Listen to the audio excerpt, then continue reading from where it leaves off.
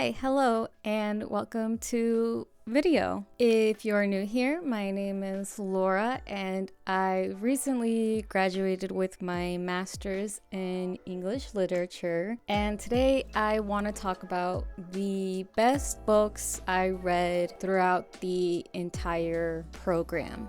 My focus for this degree was in more contemporary literature, and you'll definitely see that with the stack of books that I have here and with the type of classes that I took. For this video, I am going to go by class, and then I am going to talk about honorable mentions. I am a little over a year of being recently diagnosed with ADHD, and before then I suffered through a lot of burnout, which meant that I had to leave a lot of books in the back burner so I could try to focus on work that was due within the moment. The category of honorable mentions are works in the class that I had to kind of drop, but I would love to revisit because of what I heard about them through the class discussions and stuff like that. So without further ado, let's get into it. For the first semester, I took 20th century English poetry, and I am not a poetry girly. This was the only class that was available while I was registering, so I probably wouldn't have picked this class if that wasn't the case. But in the end, I did enjoy it, and it was really good. And the best, I would say, poet that we read in this class that I need to clarify that these are all my opinions. This is all a personal take. So if you don't agree with me that these are great, whatever, then too bad, because this was my grad school experience. So my favorite poet of this class was Worcestershire, and we specifically read Teaching My Mom How to Give Birth. These poems were just breathtaking. They were beautiful. I decided to write my essay on Worcestershire just because I loved it so much. I resonated with her work. Prose is very profound and very realistic and unapologetic. I wholeheartedly recommend her work. I also recommend checking out the visual aid that comes with Lemonade, because Beyonce actually recites a lot of Worcestershire's work in between the songs. And so for the honorable mentions of this poetry class, the first one is Stevie Smith. The second poet that I wish I could go back to is Philip Larkin. And the third poet is W.H. Auden. And these are really great 20th century poets. I'm sure a lot of people have heard of them if they're in the literary space. They are very important in that world. And that is everything for 20th century English poetry. So for the next class, I took contemporary American fiction, and the best book that I read in this class is actually from a very well-known author in the booktube community, and it was the first time that I was ever introduced by her, and it is Ruth Ozeki's A Tale for a Time Being. As you can see, she is very well loved, very, very well loved. This is a very beautiful magical realist novel about a writer who finds a little girl's diary, and somehow their timelines end up being intertwined, and reading the diary ends up changing the outcome of the little girl's future in a sense. I really don't know how to explain this novel without giving it the plot, but this was the best introduction I could have had with Ruth Ozeki, because I tried reading her novel The Book of Form and Emptiness, and she is a beautiful writer, but I cannot get through that book. And it's not even because it's a bad book, it's just the main character is insufferable, and I DNF'd it the third time I tried reading it. I could not get past how horrible the main character is, in my opinion. Having A Tale for a Time Being be the first book that I read from her was basically the best thing that could happen to me, because I do have another one of her works in my TBR shelf. I just really want to give her a second try, because I refuse to believe that this is the same author that wrote that book and this book.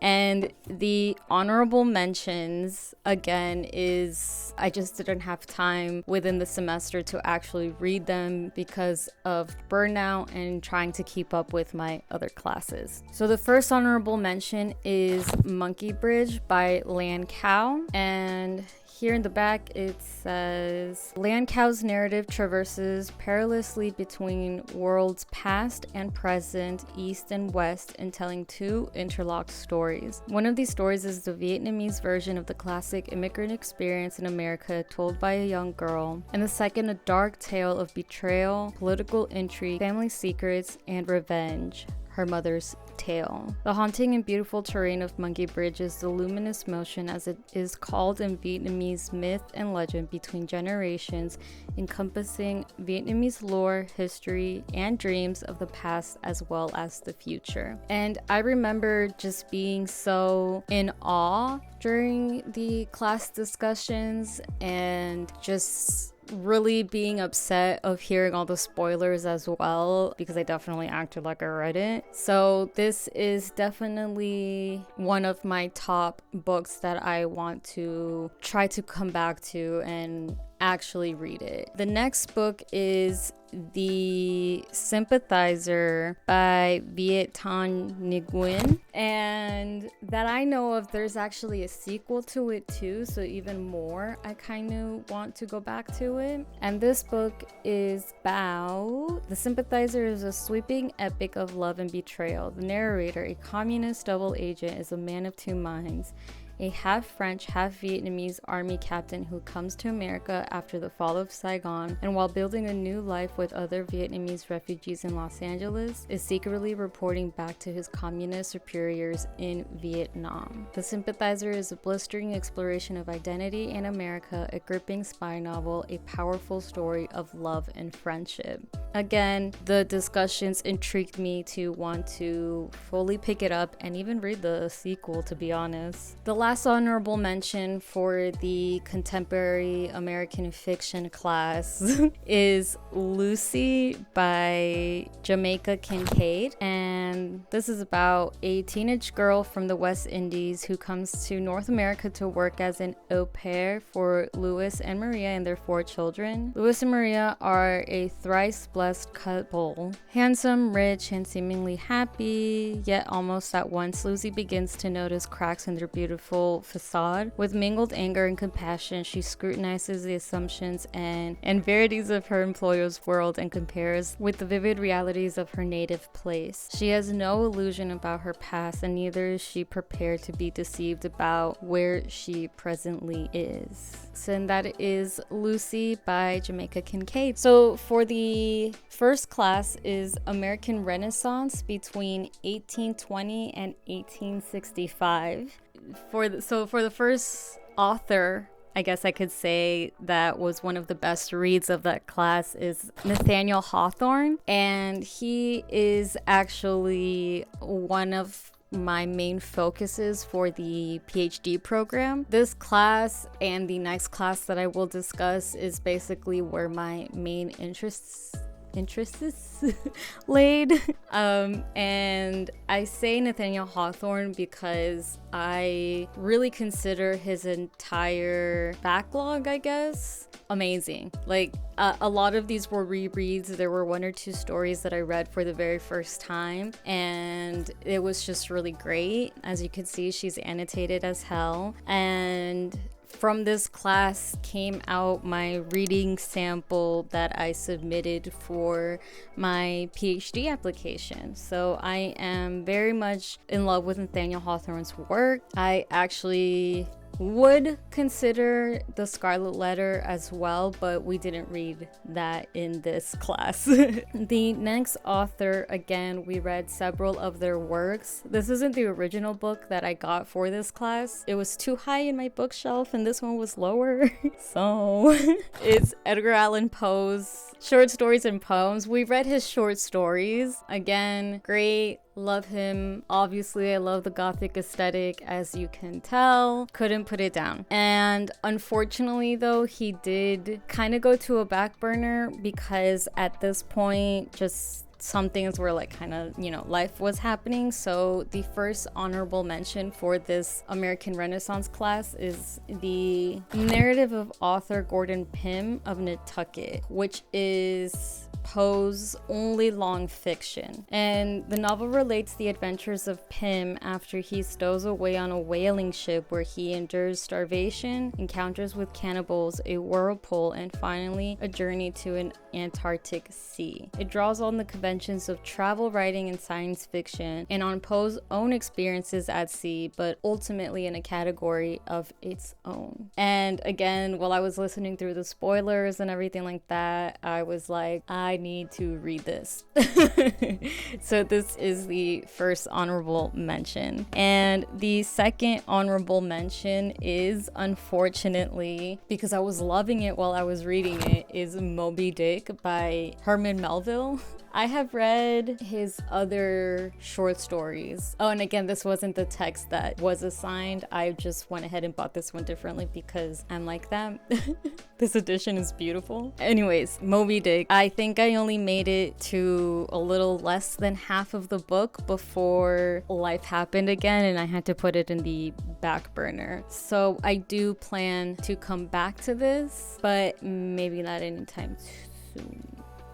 The next honorable mention, at this point the semester was already over, so I was just working on finals, but unfortunately Emily Dickinson kind of got pushed to the back burner, so I do want to revisit a lot of her works at some point or another in the near future. So for this next class, this class is actually the biggest influence on my thesis, which was about Chicano literature, and it is topics in the 20th century American literature and culture, and this class specifically focused on the borderlands. So in no particular order, I'm not naming these in the way that we read them in class, but in no particular order, this book actually made it onto my favorite shelf, and that is Borderlands La Frontera, The New Mestizaje by Gloria Anzaldúa. And this is actually the only nonfiction that is on my favorite shelf. This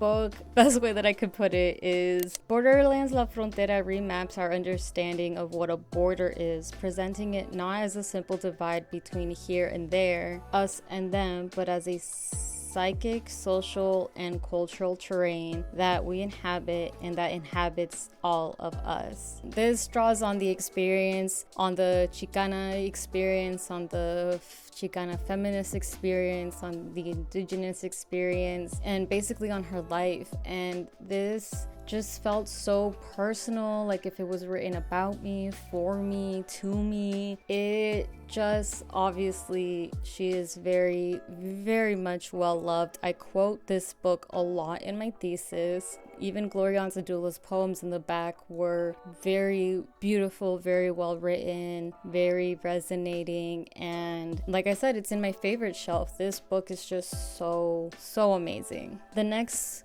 book that I absolutely loved in this class, Lost Children Archive by Valeria Luiselli.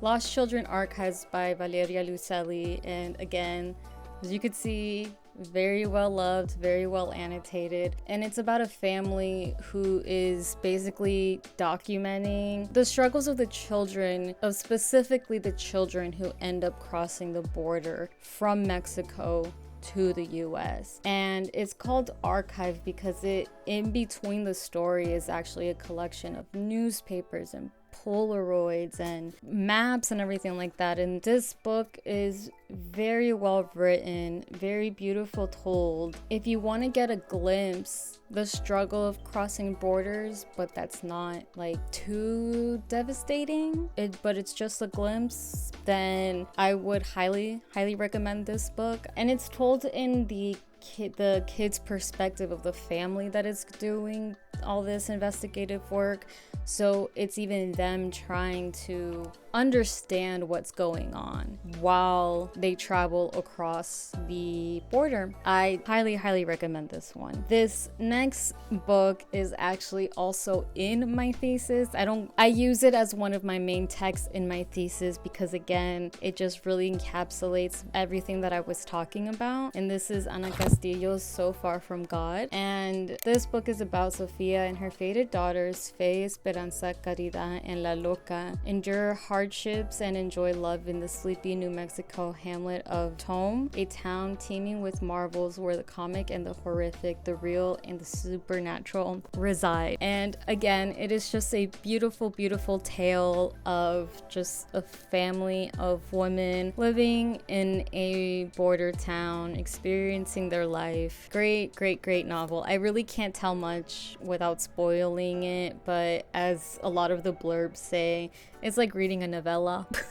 And I think that's pretty cool. And the next book that I just absolutely fell in love with in this class is actually a book of poems, surprisingly, is Natalie Diaz's post-colonial love poem. These poems were so beautiful, they resonated so well, and I do have, unfortunately, an honorable mention in this for this specific class. 2 honorable mentions actually, and that's Sandra Cisneros' Women Hollering Creek. And this is a combination of short stories and I think 1 or 2 poems. Just what it's like living in the Mexican border, living in the middle of both sides of the Mexican border, both through indigenous roots and American roots and Mexican roots, which is essentially borderland culture. If you guys don't know, Sandra Cisneros is the author of The House on Mango Street, which is a very well-known book. I actually read this book before The House on Mango Streets, but I did read 1 or 2 stories, but this is still, I want to revisit it to just experience the entire anthology. And then the next anthology that unfortunately is an honorable mention is Night at the Fiestas by Christian Valdez Quain. And the titular story is about a girl basically having a grown-up experience in the night of this really big festival that happens in New Mexico. But this anthology is basically centered around similar moments with different characters, basically of northern New Mexico living in a land shaped by love, loss, and violence, but again mostly talking about borderland culture. And I did only read the titular story, Night at the Fiestas, but I am very deeply invested to read the rest of the book. The next class that I took is Topics in Restoration and 18th Century Literature. And this class mainly focused on memoirs, biographies, and memory literature. And unfortunately, it was a good class. I promise you I did have a good time, but I did not like any of the stuff that we read. Like at all. However, I do have an honorable mention, and that is Matilda by Mary Shelley. And this is the story of one's woman's existential struggle after learning of her father's desire for her. And it's been identified as Shelley's most important work after Frankenstein. The 2 texts share many characteristics besides authorship, and both concern paternal abandonment. Both contribute to the Gothic form through themes of incest, insanity, suicidality, monstrosity, and isolation, and both are epistolary. I am very much interested in revisiting Matilda by Mary Shelley. And the next class that I took is Literature of Transition, 1880 through 1920. And the first book that I just absolutely loved in this class is Dracula, or was Dracula. I had faked read this one, and I took advantage of taking this class to fully read it. And if you're familiar in this channel, I still never read it until recently. I have a couple vlogs talking about my journey reading this specific book, and I have already revisited. It was going to be an honorable mention, but I have already read it and can confirm 'tis great.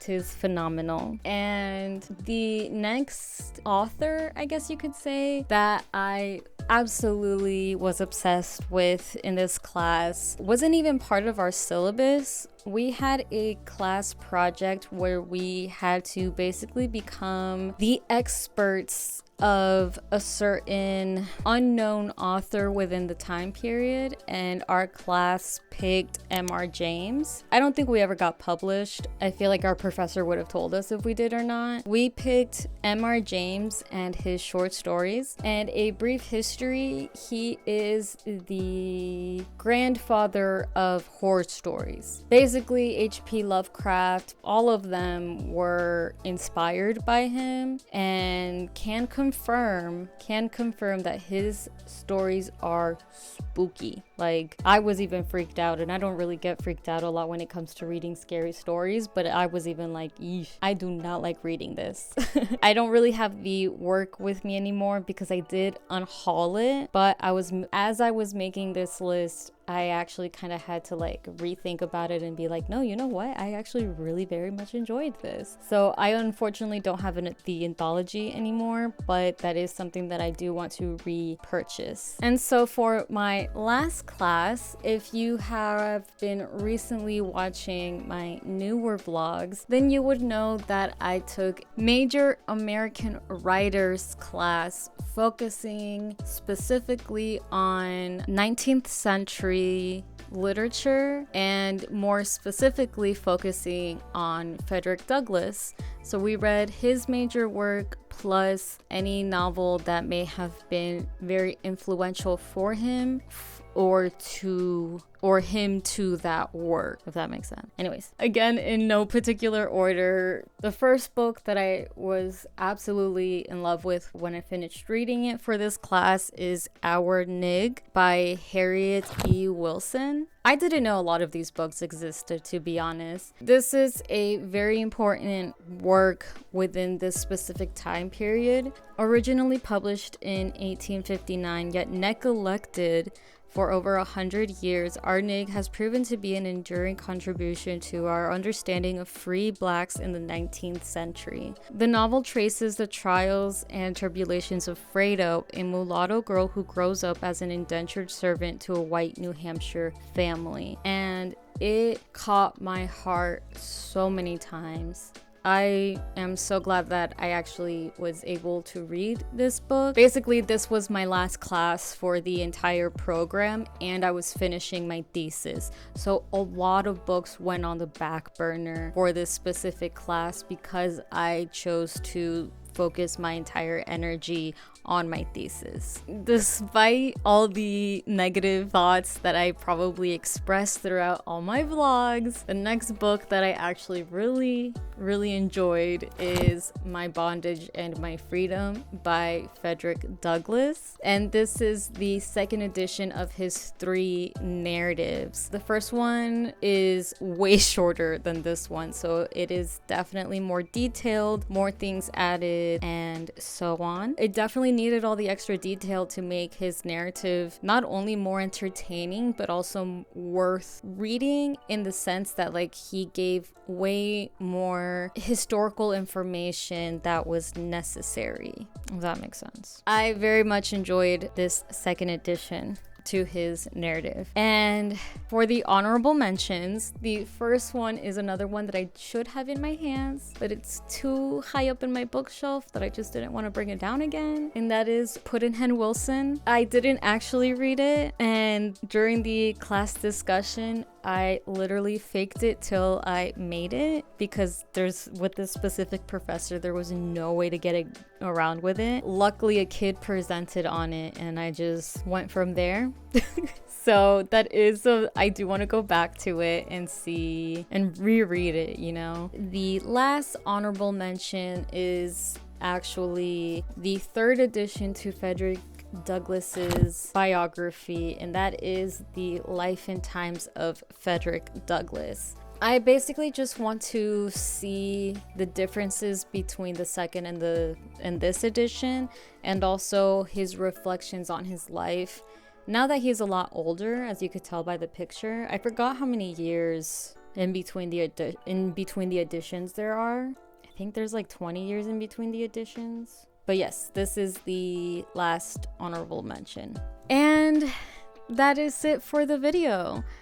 Those were all the books that I considered the best books that I read during my master's program. These aren't all the books I read, nor are the honorable mentions all the books that were assigned to me. I did read or skip over a lot of books that just, you know, I did not care for at all, won't return to them, have no interest returning to them, and I don't even know what they were at this point, so I can't even mention like, oh, these are the ones that I don't care for, you know? So these are all the books that stuck out to me throughout my entire grad school program. I do want to make a similar video once I finish my PhD program, but until then, I'll hopefully see you in the next vlog. If you like this video, please consider hitting a like, and if you would like to see more of me and my journey going through grad school and me dealing with ADHD, then maybe consider subscribing. I try to post a